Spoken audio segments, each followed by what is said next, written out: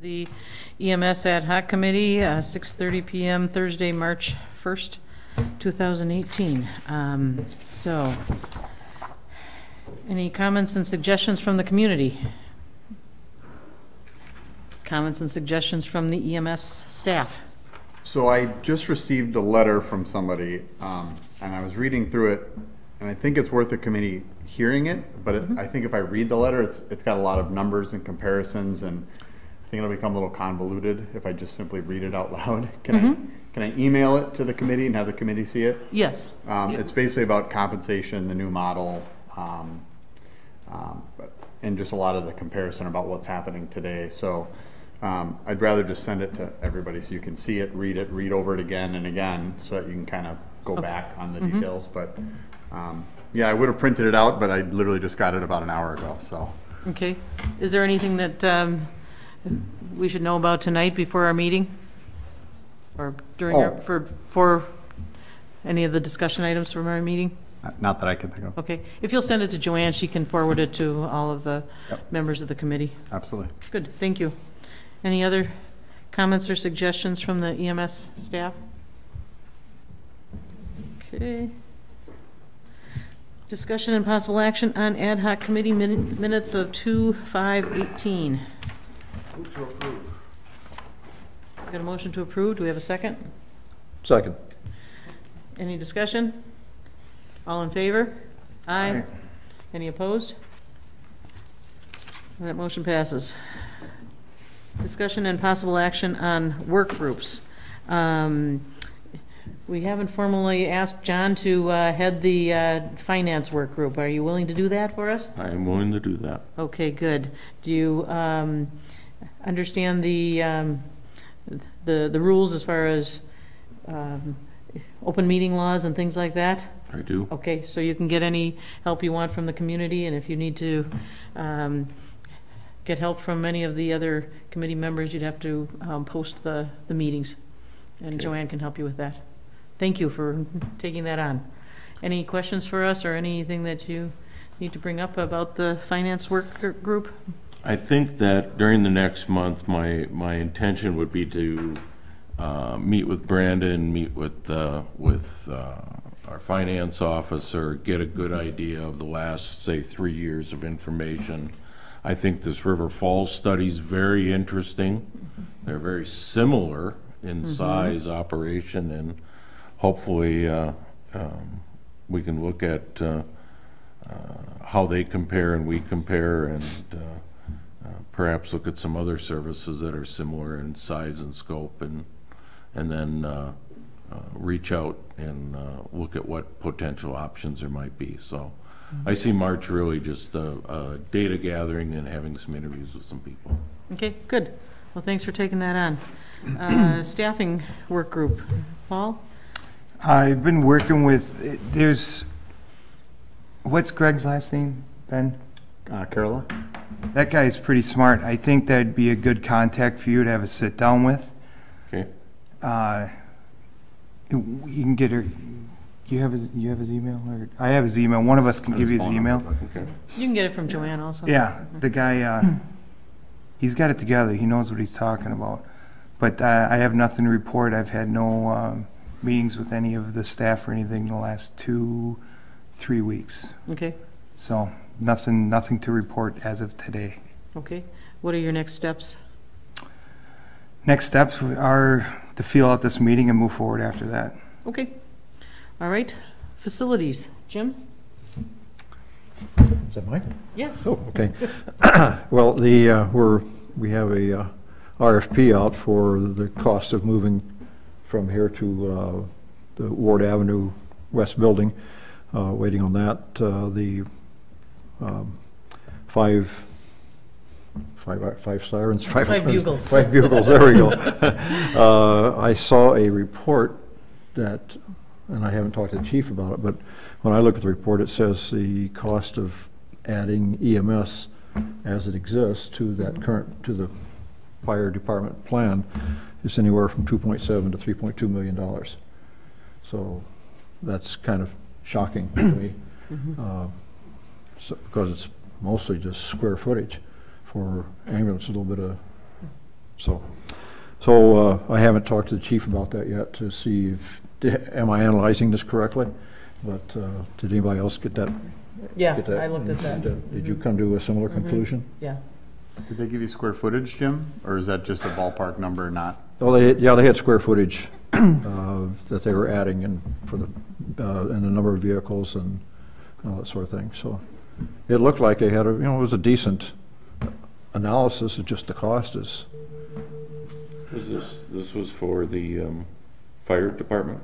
To add the EMS space to the fire proposed, potentially proposed fire building, yeah. What's the cost for the fire department building? I think that was somewhere between 7 and 9.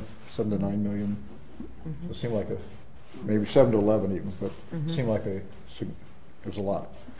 Yeah, I think either Chippewa Falls or Eau Claire was redoing their facilities, and I thought they were going to be both EMS and fire, but I don't remember where they ended up. Both of those are combined departments. Combined, you mean fire and EMS? Yeah, they do both. Would you need less space if you had a combined fire and EMS department? The space that they quoted in that is what they calculated using joint facilities such as kitchen, training rooms and stuff. Okay. So that's the true number that they gave you. So it wouldn't be significantly different if they were combined, if you were a combined organization, would it? Not really. It's still, it's mostly the space for the vehicles, Yeah. and that wouldn't change. That much. office space, and there's a couple of other things Staff. that they added. Yeah. Some staff lounge area. Maybe a bedroom, but nothing, I wouldn't think it'd be significantly different. Yeah, I don't remember the exact square footage, but I could find it. Okay. Just remember, the city keeps growing.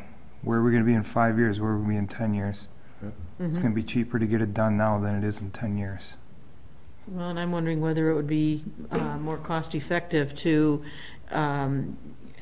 build the fire department building and then remodel the Ward Avenue building, but have the fire department building designed so that we could put an addition on for the EMS at some point if in the future. But those are all things that the council will have to take up, but we should be planning on making recommendations as far as what we would like to see for the EMS. I'm not a contractor, but wouldn't it just be cheaper to do them both at the same time instead of coming back? And that's what we'd have to look into.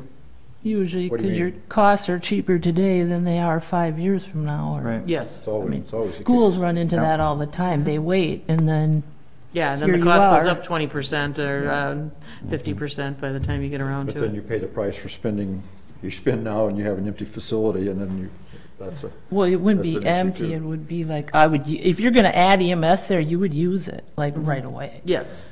I guess the only thing I'm thinking of, I've lived in City of Hudson my whole life, is that the fact that the fire department is just seriously looking at being built and has been talked about for over 20 years, which is kind of what happens here. And I'm just afraid, by keeping everything so separate, we build that atmosphere of being totally separate.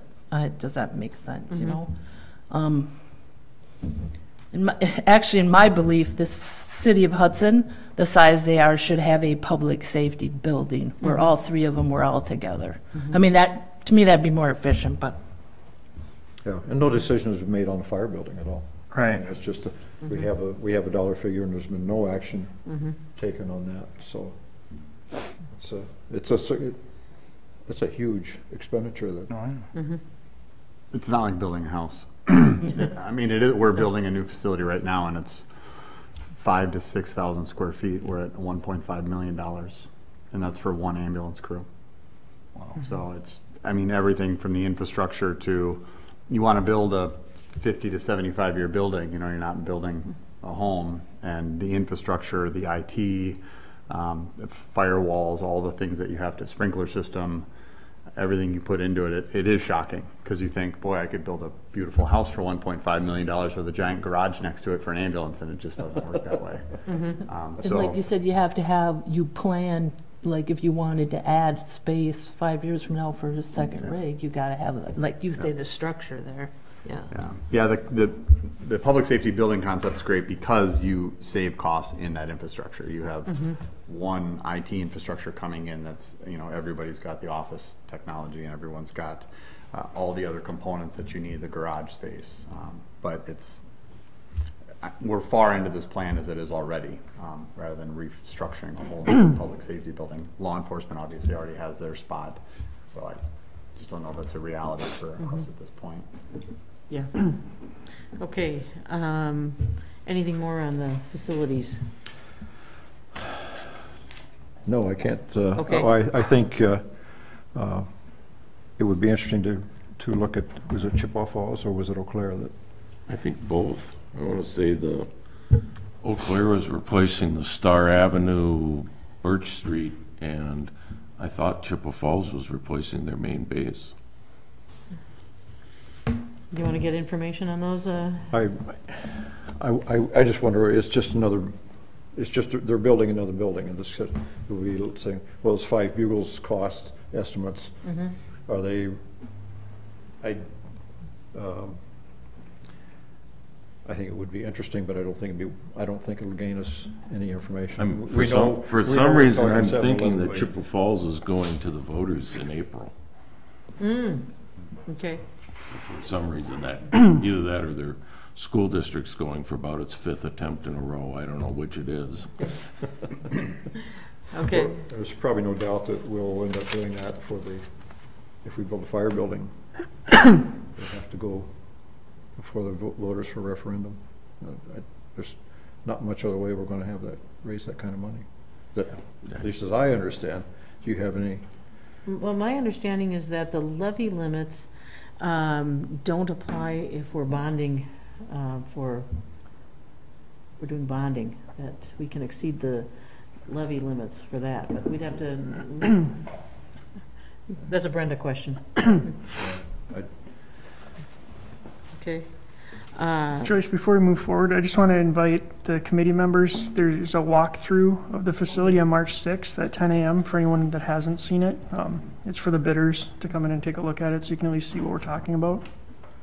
Are you talking about the Ward Up Avenue? at Ward Avenue, yep. Something that, okay, so yesterday morning, the EMS Commission met, and I attended and gave an update as the ad hoc committee chair. And one of the things that they were concerned about was making sure that we take a careful look at the buildings and the cost of doing a separate Ward Avenue building for the EMS and then the fire hall versus having a combined building and making sure that we get all the data and information there so we can make an informed decision. So they asked for that.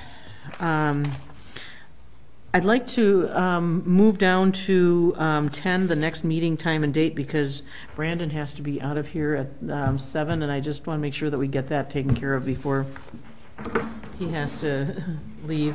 We were planning to meet the second and fourth Wednesdays of the month, but because Brandon isn't available, so when should we have our next meeting? In about 2 weeks?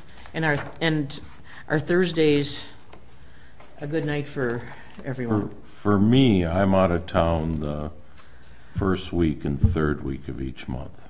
Okay. So the 15th works for you, works for Brandon, right? Josh? It's a better night for me. All right. Well. Okay. I have public safety at 5, but I would hope it'd be done by 6:30. So should we do 6:30 on the 15th? Ben, you good? It's literally the only day I can do it in March, so. All right, 6:30 on the 15th, EMS ad hoc. And Joanne is going to be watching the tape, so we'll ask her to check to make sure that this room is available, and if not, to find us a room that we can use. So, I guess on employee-wise, I wasn't at the last meeting. Daughter had a hockey game. Brandon had some hires. oh yeah, So you want to talk about that quickly? So we have Yes. 3.6s that we've hired and then a casual. They're all in training right now. And then I have some more applications. Once we get these ones cut loose, we're going to bring on a few more. And I hope to fill the full-time medic spot by the end of March. So. Progress, that's good. yes. The 3.6 FTE, how many individuals is that? It's 3 individuals filling those spots. Oh, okay, and they're all 0.6 appointments. Correct. so- Yep. So how many more do you need at .6? I'm looking for 3 to 4. 3 to 4 more, okay. All right. Number 6, discussion of River Falls and St. Paul assessments. Is there any additional information that people have gleaned from those reports? Well, I found the River Falls report for me to be, I think it's very comparable. And it sounds like they're dealing with a similar situation, although I think theirs is a little tougher in that they have this commitment to an ambulance in Prescott. This would be like us having an ambulance in Hammond or something that we always had to have. So I think they're in even a more difficult position, covering that extra service area and a commitment to have a rig in that area. But I thought their data was good. I think that's a lot of the data we'll want to know about ourselves. You know, what times are we the busiest? What days are we the busiest? You know, where are interfacility transports going? It looked like they've managed to pick up about 20% of their interfacility transports are from the other St. Croix hospitals plus Amory. I don't know if there's any of that business available for us, for anywhere else, or we'd have any interest in doing any with the second rig, or even if it's available to do that.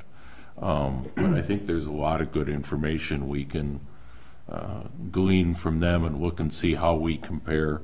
And then, you know, maybe they'll share their 17 data, maybe they won't. Maybe some of it's public already. Okay. Yeah, that's, looking at that, I saw a lot of parallels. And said, okay, do we have this information? That's so it would be, perhaps it's a model that we can avoid spending $25,000 or $50,000 on another study.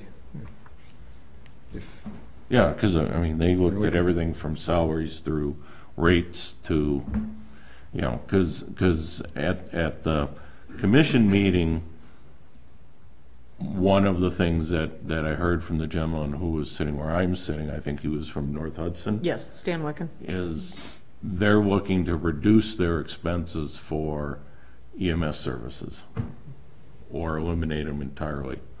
Well, for us, you know, there's only a handful of options you have, you know, to make that happen for all the partners. You either got to raise revenue, you got to raise your number of visits, or you got to reduce expenses. I mean, there aren't a lot of options, you know, in a this type of a business environment. You can't have a sale today because we have, you know, 3 crews available for an EMS service. You know, it's a different animal. So, Okay. We can't have missed revenue either. right. Right. But the question for missed revenue is the missed revenue more or less expensive than you know, staffing. You know, do you go to a third shift or not a third shift? You know, because River Falls is trying to do some of that. And is that third shift working with the revenue, that the additional revenue that they're bringing on, or is that more expensive? Well, when you talk to Brandon, you'll find that we're constrained by the state requirements. Right. I'm familiar with Yeah, those, okay. unfortunately. I think the first meeting I asked, have those improved, and the answer I thought was no. All right, number 7, discussion and possible action on strategic plan. So,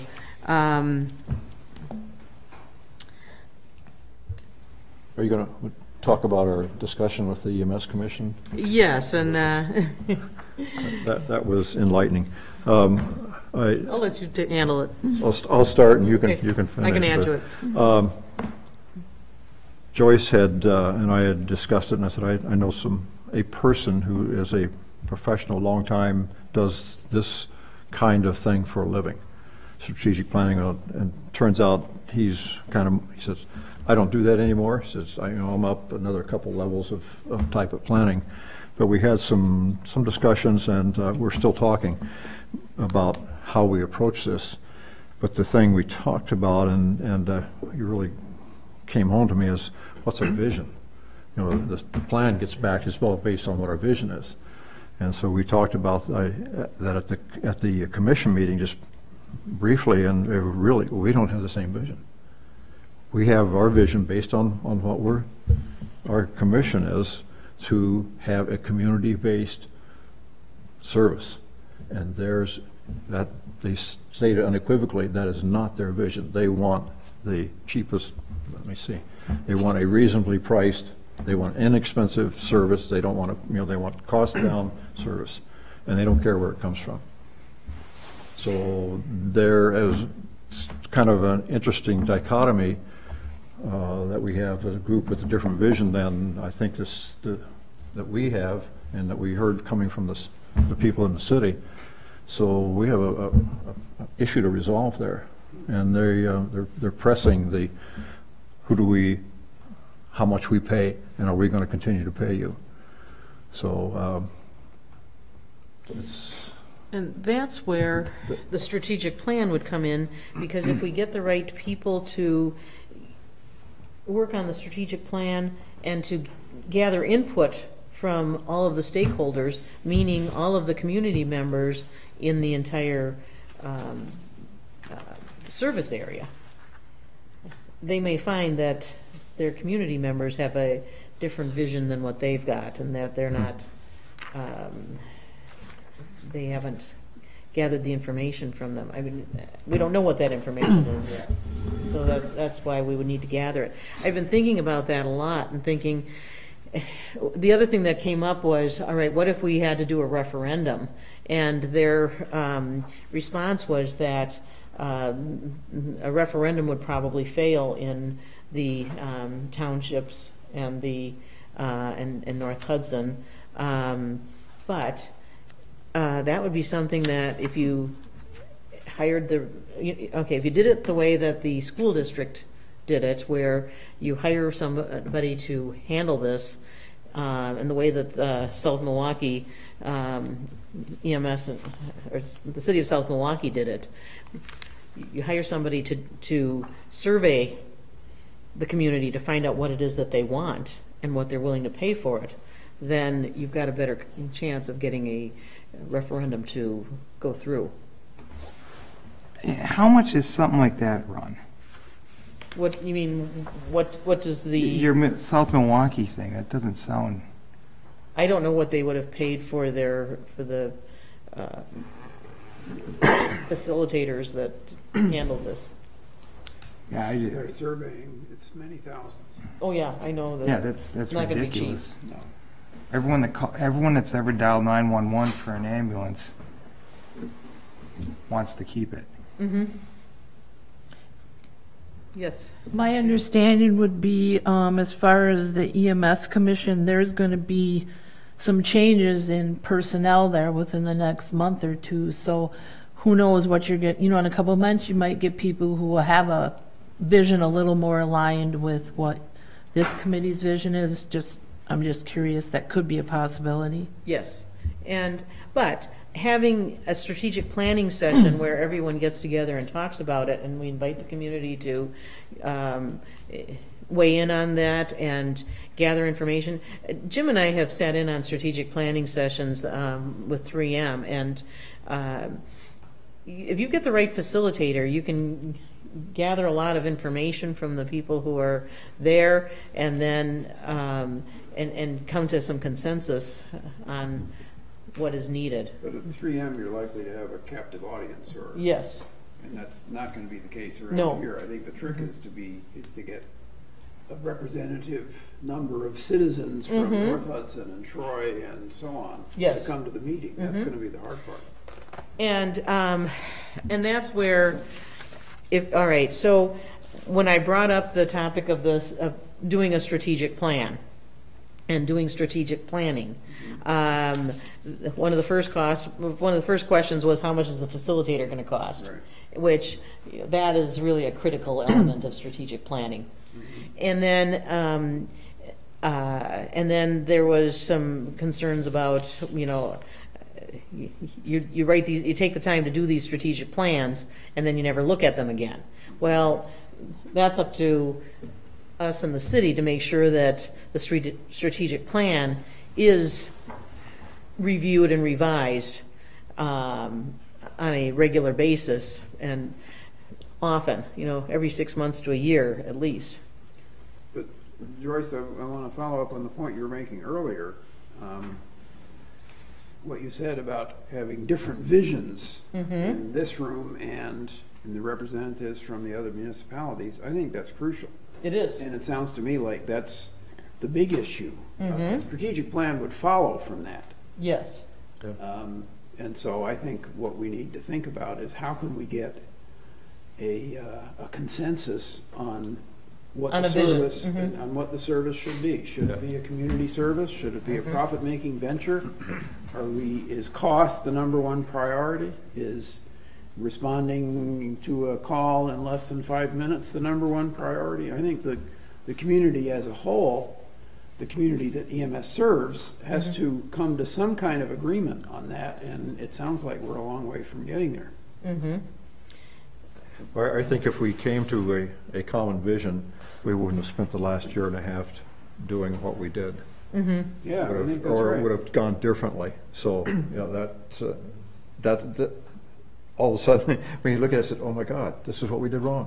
Yeah. This is wrong. We were two different groups with entirely different expectations of what was going to happen and what we wanted.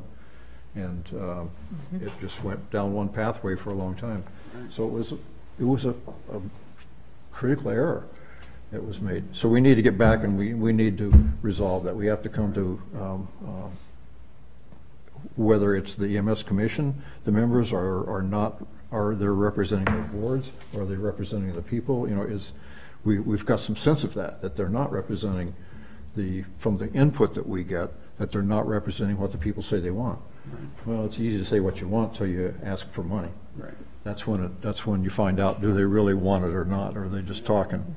So that's what it's going to eventually come down to. That's my gut. Eventually, we're going to have that, but we'll have to do the kind of work. How do we get a critical mass of people together that can actually speak to how they feel? How do we get that?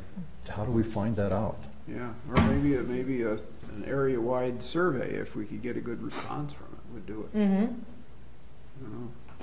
I think that's a good place to start. Yeah, I mean, that worked with the school district. It's worked with the school district. It worked with the county home. How did they do with the school district? I can't recall. Was it a mailer? Or? They started by having listening sessions where they had people come in, and they had some questions for people to answer and to put together some different scenarios. I'm trying to remember exactly. I mean, it was a 4-step process that they went through, gathering community input at every step of the process. And then once I think it was, the first step was finding out what the public wanted and expected of the school.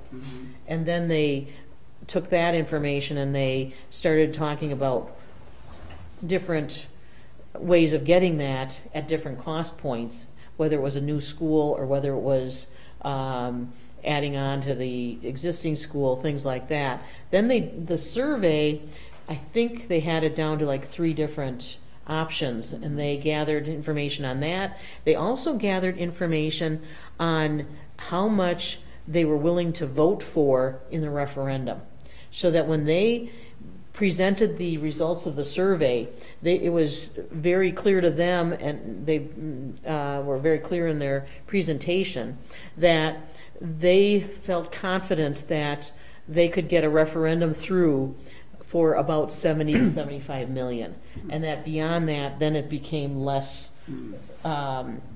sure. And so that's why they broke it up into several questions, so that they would have the first question was the 75 million, so that they could at least get started with everything. And then but all three, of course, passed, but, so they were confident that they could get that first one to go through, but they weren't sure about the others. So when they gather that information, they're gathering it from everyone though, like Hudson Village, North. Everyone in the school district was Is invited that- to these Right. sessions, yes. But is that the same target for St. Croix EMS, or is that just the city of Hudson we're trying to gather information? No, it's the whole, Well, serving the whole community. service area. One of the problems that they brought up, though, that if we needed a referendum, the problem would be the town of Troy, since we only service part of the town of Troy. The other part of the town of Troy may not be interested in paying for it. So that What's would the be. population of Troy? We cover 1/3 of it. So we What's the cover, population of it? Just over 2,000. 2,000 people? So enough to influence a vote if it was bad. Well, and we'd have to do, But they know who is served by St. Croix EMS and who's served by River Falls, so they can Right. certainly separate that, any kind of polling, so. There's a community not too far away from here that recently did a poll, and they attached it to a special election.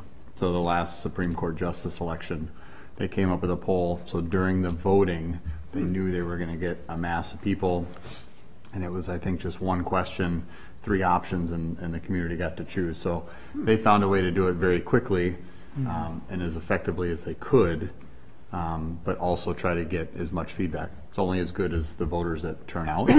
But they found a way to do it that I think, other than simply creating the ballot and then somebody counting it, there was little expense to it. So again, they were just looking for maybe a simplified answer, but one other way that they were able to reach out and grab a large community of people. Yeah, we have ballots in April, June, November? Quite a few coming up. April, August? Yeah. It's 3 questions you could get answered. Yeah. That's a slick way to do it. In special elections, I don't We think might they be a have little big too turnout. close to touch that April one, but right, but we But could, you could make a simple question. You know, you could have something, do you want, I don't even know I what to think the say. What ballots would you say? are probably already in process for being printed, because the candidates have been, Do you know that or think that? I don't know. I'm I'd just have to asking. talk with Jen Zeiler, but, I suppose you'd have to get permission, of course, to put something on there. yeah, well, and then, It would be a separate, This was separate. It wasn't on their ballot. separate. I Oh, it wasn't don't- even on their I don't ballot. Okay. believe it was. I think it was Okay. separate. And I can find out more how they It would have actually. to be. You wouldn't want to but tie it to They the- did it in a very short, it was 3, 4, 5 weeks from the idea spurred in a meeting to having it done. So they were able So to do it very quickly. if you were allowed one question to ask the community today, a very broad one question, what would it be? What would you ask, Brandon? It's a tough question. yeah, Are you willing to pay to keep your local EMS service? It's got to be more simple than that. You can't have them sitting there thinking, yes or no. Do you want Hudson EMS government owned? I don't think that's question doesn't touch the issue because they don't. You're absolutely right. The thing that happened for example, in Milwaukee is they spent time educating people, here are the facts. Here's what it takes to run an organization. Here's what you get for this amount of money. Here are your options. They went Yeah. through quite a bit of education background here. People really feel emotionally closely to having St. Croix EMS community based. But Yeah, I get that. what's the dollar that they're Right. that's willing to spend is an entirely different question. Yeah, I get that, but it gets people engaged and gets them to start questioning and looking into it. Like, why is this on the ballot? There's some people that don't even know this is going on. There's some people that, believe it or not, still think there's a for sale sign tag on the EMS. They don't understand that it's not for sale. It's not in a flyer somewhere going, buy me. People think this. Not a lot, but there's still people that think this. Brandon, any of you EMS people say it to you from other departments, do they not? Ask if it's for sale? Yep. Isn't that cool? had a patient ask last week, actually. So, That's the thing that needs to get fixed. And Well- I'm fearful the amount of knowledge, particularly out in the township, isn't there. Not at all. And I also think, you know, there's some impressions people get from certain members with the city, the council, and I think there's confusion there. So, and I can understand where that would come from. You know, they're like, well, you're all saying this, but then there's this over here. So I think right now it is very confusing to people. And I think that it's really important to have that education piece done before we start doing surveys, to make sure that they understand what the options are and what the cost of those options would be. And that's where the strategic plan would probably answer a lot of those questions and get us. I think there needs to be some education to the public and at least let them know that at this point, no, it's not for sale. But we have to look ahead and plan for the future to stay viable. I think there's misunderstanding there. I do really, because I have people ask me, and I tell them, no, we're not. But I said, we're in a part now where we got to plan for the future. You can't just sit there and hope everything falls into place every year, and that's kind of why we're where we are. Yeah. Exactly. I don't think I would have the heart to work on a strategic plan if we didn't know that we had support for a given direction. You know, that would say, we're just spinning our wheels, throwing us, here's another strategic plan you can put on the shelf because you're not going to get the dollars to support it, which has been the issue that we've faced for years. That's why you kind of got to ask the general public, because the general public, I don't think they care about the details. They just want the final product. They want to know that it's here. I don't want to say we're gone, but here is like the way it is right now, except funded. They don't.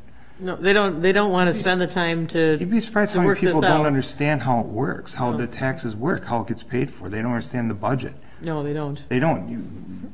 The people in this room understand because this is your career choice. This is what you were elected to do. But I'm just a Joe Blow citizen, and on the outside, they don't understand it. But if your house is on fire or you've had a heart attack, No, you want to be able they- to get some help. They don't get it. I have neighbors who have no idea that the township's responsible for their roads. They think it's the county. Yeah. They have absolutely no idea, and they've been there for 20 years. They just don't know the township has farmed it all out to the county. Let me ask the other side of this issue. If I used to live in the town of Troy, if the town of Troy says, no, we're not paying anymore, in fact, we're pulling out altogether, what are they going to do for EMS? What are they going to do for ambulance service? Is there a viable option for them? They have to have ambulance service. Yeah. I know that. The townships do. They would take a bid from River Falls. Am I saying this correctly, Ben? You'd know More this than stuff. likely, yeah. I guess That would River make Falls sense. would just absorb it. Yep. Yeah. Okay. North Hudson, same way from. St. Joe's. Lakeview. All right, sorry, Yep. you're right, Ben. Okay. Yeah. North Hudson does not have to have an ambulance service contract. They could just drop, but now, the The way- contract, they have to wait 5 years before they can. Right, pull out. we are in a 5-year contract, but by statute, they're not required. Why is that? They're too Only small? townships are. It's just a Wisconsin thing, Huh. Somebody wasn't watching. right? Yeah. Somebody missed a word in that, Yeah. right in the statute, yeah. So maybe this is a little opposite, but as long as you brought up North Hudson. So let's say North Hudson decides to not sign the contract. So now are we still responsible for North Hudson? As St. Croix EMS, are you still required to go into there if they don't sign a contract? Well, it depends if dispatch tells you to go there, basically. I Well, mean, you got it. So their assumption would be that they would still use us, similar to how Warren uses us, but we'd have a different rate. Yeah. So the end user would end up paying a higher rate because of it. And they would pay by the call Right. instead of just. a Yeah, so fixed it's something you amount. can't really count on. Yeah.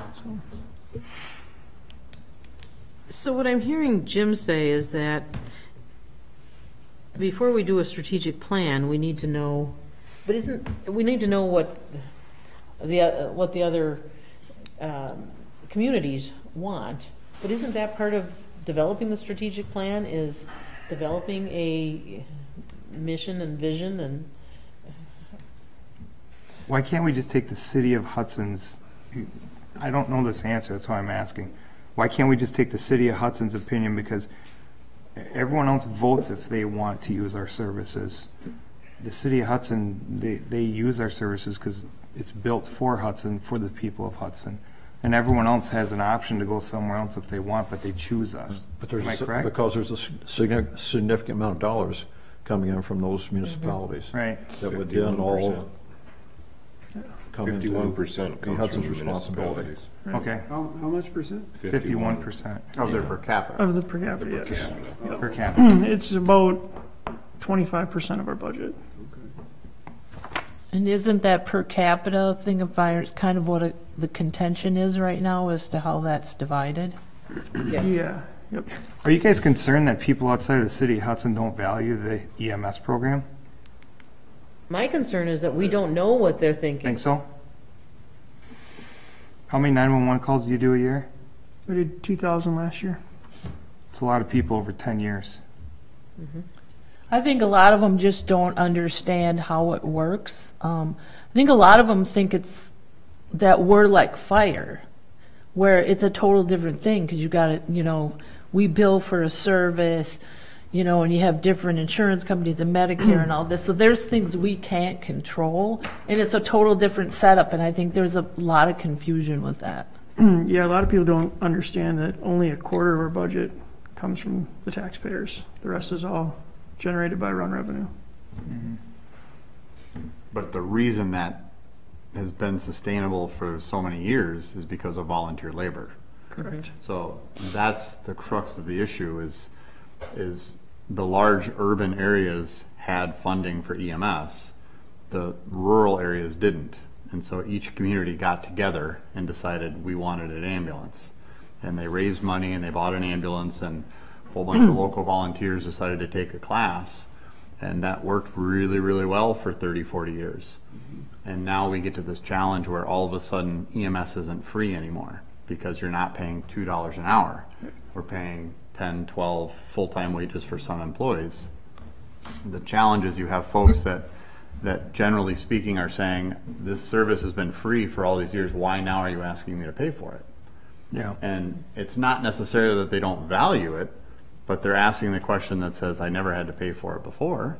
But EMS today is not survivable the way it was 40 years ago. Volunteerism is not working. We have blended models like here and other services that have helped bridge that gap. But the real challenge is EMS does cost money. Yes. And people need to start to understand that they have to put a value on that and what are they willing to pay. So I used the analogy with you guys at one of our meetings that in a light item budget in the city of Hudson is a budget for snow plowing. And it's significantly more than the EMS budget. And the city and the taxpayers are willing to pay for it because they put a value on snow plowing. Well, how about we take the snow plowing dollars and pay it to EMS and we make snow plowing volunteer? And I say it because it's humorous, right? Yeah. It doesn't make any sense. Right. Yet we expect EMS to be volunteer or pseudo-volunteer. We expect them to be paid less than normal wages, less than the competitors across the river, not having benefits. And so that's the part that I think is the education piece, that story needs to be told to folks so that they understand, why is this now costing money? What is the change that's happening? But I don't believe there's anybody out there that isn't saying EMS isn't worth something, but I don't think they truly understand why all of a sudden now is it costing money. Well, and I think also that because EMS has billings, people think that it's paying for itself without realizing that, no, the billings aren't paying for the whole service. Yeah. And generally speaking, Hudson's a little better than going further north, but it's probably 50 cents on the dollar. So for every dollar you bill, you get 50 cents back. Yeah. And that's an average across the board, because if it's Medicare, you're getting a flat rate. It doesn't matter. So you talk about the townships that don't want to pay it per capita and we'll just have a higher bill for them. It doesn't matter if they're Medicare. Medicare's paying the bill the same That's right. no matter what. So you can't even argue that, well, we'll just charge more and make that money up. That's not reality either. It's not. So you know, again, part of the issue is that there's no federal funding to cover EMS, and so they're fending for themselves, and most of that is through revenue, through patient transports, and then there are systems that are using tax dollars or a blended model, but neither one in itself are fully funded. It's got to be some collaboration of the two, and so that's the part that really needs to be answered: is are people willing to pay for the service of EMS? How do we educate the public? Well, showing. That's one big thing, we need to educate the public, just on just how everything works, because I don't think they have really, through no fault of their own, that they haven't had how it works, actual facts, not just rumors or. Well, people don't think about it until they dial 911. Last summer, when it was up for sale, they never thought about it. You know, $2 a month per household covered is about what's the support level is. It's not very much. No, the per capita payment is $17 per person this year, and no, it's not. And what's the state average? Around 30. Yeah, so we're paying about half the state average. People don't realize the advancements in these, their mobile ER units and the training that goes in. Like Brandon, Ben here, both they're paramedics, right? I mean, think about the training they have, the things that they can do that in the 70s and 80s, like Ben was sort of referring to, they didn't have that. Those were farmers volunteering and stuff like that. Yes. Out where I grew up, my dad was on it. I mean, they didn't have, it's that basic training. You know, now it's, you have people that can do so much more. That is not free. So should we add something to the agenda for next time that would be answer the question of how do we educate the public? And I think that's a good idea. And I have something I'd like to throw out there. I know Brandon and I had talked about it, and I know other people, just for the committee to think about is, and I'd be willing to work on it, is what your thoughts would be on like an open house for EMS. Maybe cook up some hot dogs or something, you know, and at Bloom's, have the rigs and some of our major equipment and put the price tags on there, just so they can kind of see, here's why the cost is this, is because to stock the back of this ambulance, here's the cost of all that. You know, so it's not like we're asking for money and going out and buying, you know, 60-inch TV screens. You know, here's what these, because I don't think a lot of people know what a monitor costs, what a cot costs, what, and you got to maintain them. And I think if somehow we could do it, you know, in a right way, just as information. Because I don't think a lot of people have any idea what an ambulance costs and what it costs to get that equipment. And if we could add a one-pager with an analysis of how it all gets paid for for St. Croix EMS, I think that would be good. When you guys have concert in the park, how hard would it be to have an ambulance on display down there with, you know, a crew that can describe everything? Because you already have people down there. When you have, what's the one in the fall that used to be called the Art Festival? Whenever there's a town celebration going on, I know it's putting more work on your plate, Brandon, but these are opportunities to show people that live in our community and people outside of our community. It could be something, if there's something going on, it could be something we could probably get on who's ever having the event on the flyer. We do no have an one's gonna event say coming no up to too it. that will be. Right, that's what I'm saying. Get it on the flyer so it's out there for everybody to see the, that this is going to the Chamber Spring Showcase that's coming up, we will be there for that too. Yeah. So that'll be a perfect opportunity to start doing some of these. The first one of those is going to be, take some work. The second time, you're going to just be repeating it. Yes. You have everything you need. Yeah. I was just curious if you guys thought that was a possibility, or was it an idea you'd rather stay away from? I don't know. no, I think it's really a good idea. Brandon's brought that up. You could have a thing where it's like, this is all the stuff we'd go through for a heart attack. This is all the stuff we'd go through for a basic car crash. Like, punch you in the face numbers and invoices, I guess you could say, where people can see, okay, this is a lot of money.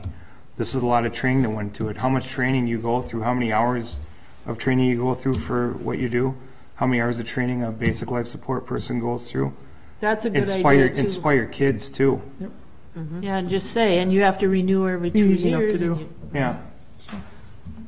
So I have it's a just an question, idea. Brandon. Do you go and do an annual talk to the other municipalities? We don't. That would be We haven't helpful. in the past, but yeah, that is a good idea. I had the same question, not insinuating anything, but what I'm hearing Jim and Joyce say about the EMS commission is, are they speaking on behalf of the entire village board or township board? Are they speaking on behalf of all of those community members? And again, just speaking from personal experience in other areas of the state, we dealt with a few boards that were very open and honest in meetings to say our liaison was not reporting back to us. And all of a sudden a new contract shows up and the board had no idea what this contract was, had no idea why there were changes to the contract.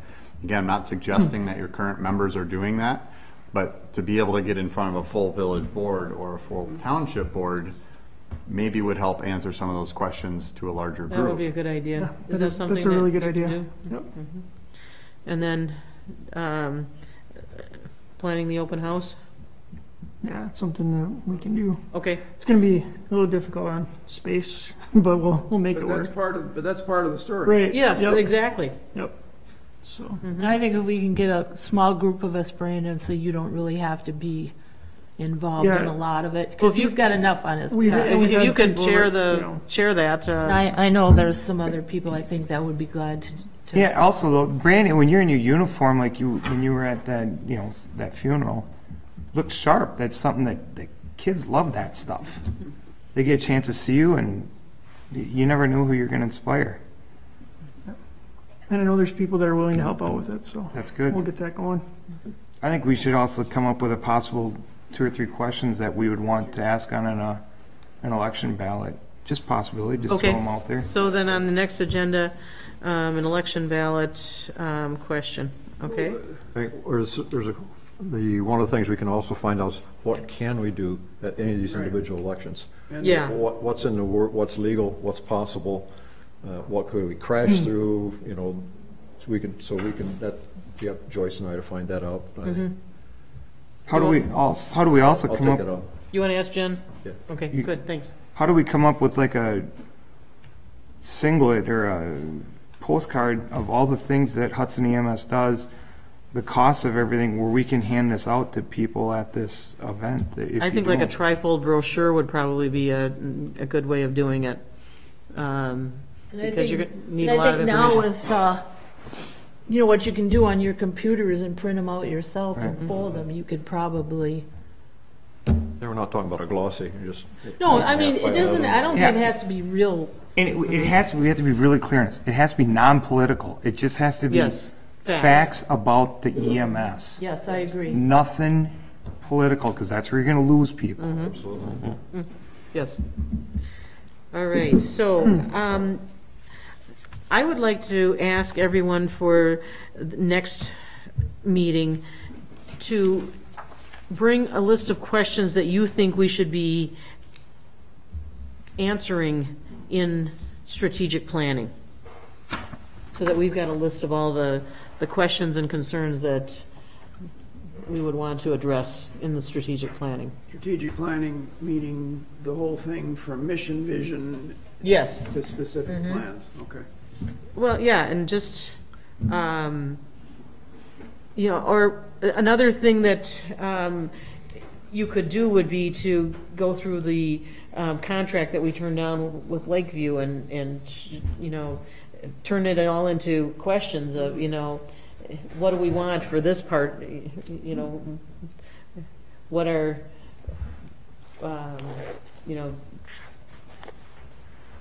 how would we want to handle certain aspects of that thing? What should be a minimum, maximum response time? How many ambulances Yes. should be in the service? Another thing would be, what kind of partnerships can we Yeah. develop? Do we want this to be a publicly supported service or a revenue generator? Yeah, all right, is this a business or a public safety organization? So, all right, EMS items for discussion only. Anything else on the strategic plan? Discussion only, I did a ride-along a week and a half ago, and it was very helpful for me to sit downstairs and wait for the call to come in and talk to the staff and see what the conditions are like, and then go out on a call. And Did you spend the night? I did not spend the night, no. You didn't do a ride along. You gotta spend the night. Yeah, that's a tough one, but anyway, I would encourage all of you to take the time to do a ride along and at least spend, if you can spend the night, then yes, do that. But even if you can spend about, I would say about 5 hours, because, well, you could spend 5 hours and not get a call, but and then plan on doing whatever it takes to wait for a call at some point. And Come then, back. And then stay out of the way. Yeah. Right? Yes. Is that how it works? You can sit here, you can stand there. Don't touch that. I guess I had one question that came out of the meeting. I was just looking at the meeting minutes. You talked about the community paramedic as being, this is something that's new. Can you explain that and what its impact might be on us? Or So legislation was recently passed allowing this program where paramedics do home care visits, wound care. It's usually a partnership with a hospital. There isn't a funding mechanism in place yet. Is this federal law or is this state This law? was a state deal. Minnesota's been doing it for how many years now? 5. 5 maybe. And so it's something worth looking into, but it's not something that you just go out and do on your own. You have to partner up with someone. my concern was it's not going to have an impact on on the decisions we're making now. Not right now. Help me out. What do you mean you have to pair up with someone? Like you have to have another person with you? You have to be with No, the so it would be pairing up with like a health system and working with them because they're the ones that ultimately see the most benefit from it Right. through bonus payments at the end of the year, stuff like that. And that's how. So unfortunately, all the hospitals in St. Croix County are critical access hospitals. They don't participate in any of the bonus payments.